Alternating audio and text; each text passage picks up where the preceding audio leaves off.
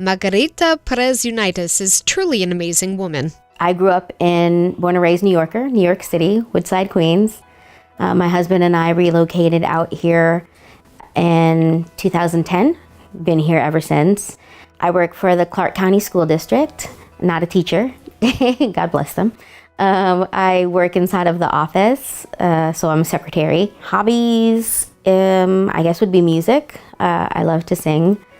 I play something called a tambourine with the Salvation Army. It's kind of hard to explain. It's not just banging. It's kind of like a dance you do with the tambourine. A lot of fun. Until just recently, she lived her entire adult life in pain. My pain, the first time that I can remember it was when I was 16 years old. I was in high school. I was playing video game and I sneezed, and suddenly I had the shooting pains, and my mother rushes me to the emergency room, and that's when we were told that I had pinched a nerve and that I had a severe curvature and that my hips were out of place. And because of that, I would pinch nerves a lot in my life. But as the years went by, pain-wise, it just increased. And every time I would go to a doctor, orthopedic, neurologist, they didn't really suggest much except for the very invasive surgery. Given her young age, she tried many types of conservative treatments, but their side effects made things more difficult. So I did a lot of pain management doctors, which is all they really do is painkillers, muscle relaxants. And I went from being a little twig to I blew up like a balloon because I wasn't active anymore, and the painkillers slow down your metabolism. And it didn't really solve anything. Started going to a chiropractor, maybe 10 years ago, 15 years ago, which helped short term though. I was going like 3 times a week, just to be able to get through my weeks at work. Margarita, now in her 40s, returned from a family trip, and her pain took a turn for the worse. When my sister had come out to visit and decided that she and her friend that she came with, they wanted to go to California, we rented a van and we went. It was supposed to be a fun trip. It's a 4-hour drive from here to California and then back. After that drive, I was out of work for a week because I couldn't get out of bed. I was in so much pain. I was lying there crying. My husband didn't know what to do. I mean, when I was finally able to get up, I went to a chiropractor again just so that I could get back to work. But I was in excruciating pain. And that's when I decided that it was enough. So I have a 5-year-old and an 8-year-old. I couldn't play with them, couldn't run around with them, couldn't sit on the floor to play. I couldn't have my daughter sit on my lap and watch TV anymore.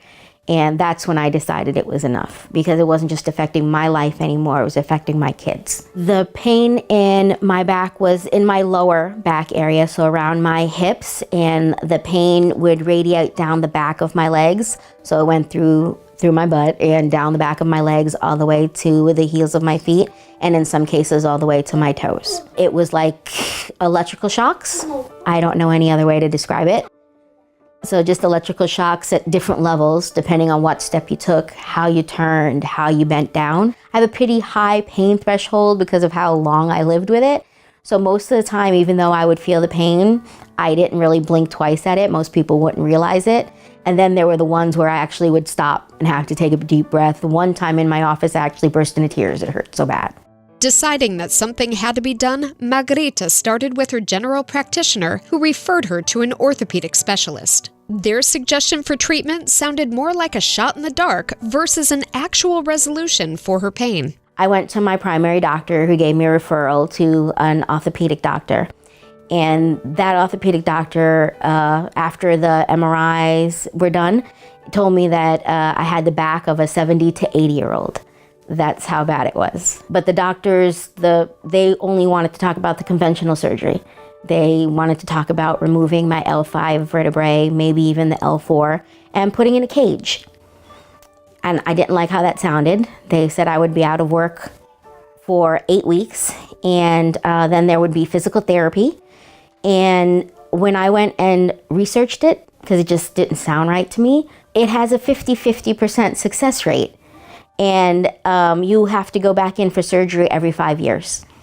I'm still in my 40s. I'm not doing a back surgery every 5 years. That's asking a bit much. And to do all of that for a 50% chance of it getting better was not good enough for me. Knowing there had to be a better solution, she continued looking for help. I did some research on the internet, and the first place I found was actually the Laser Spine Institute that's in Arizona. They're not here in Las Vegas. And I contacted them and sent them my MRIs, and they said that they could help, but they couldn't be specific about what the surgery would be, how long the recovery would be, how much it would cost me, what my medical coverage would cover, the travel time to get there. There were so many questions. Their high cost of the surgery was like $22,000. And they were saying that it would maybe with my coverage go down to $14,000. That's a lot.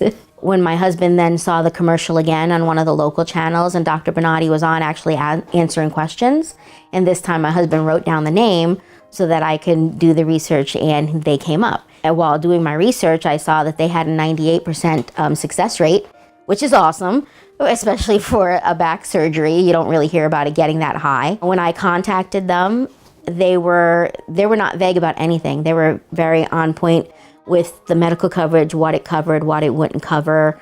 They have different centers to go to, how much it would be in which center, which of course the one here in Nevada would be cheapest for me.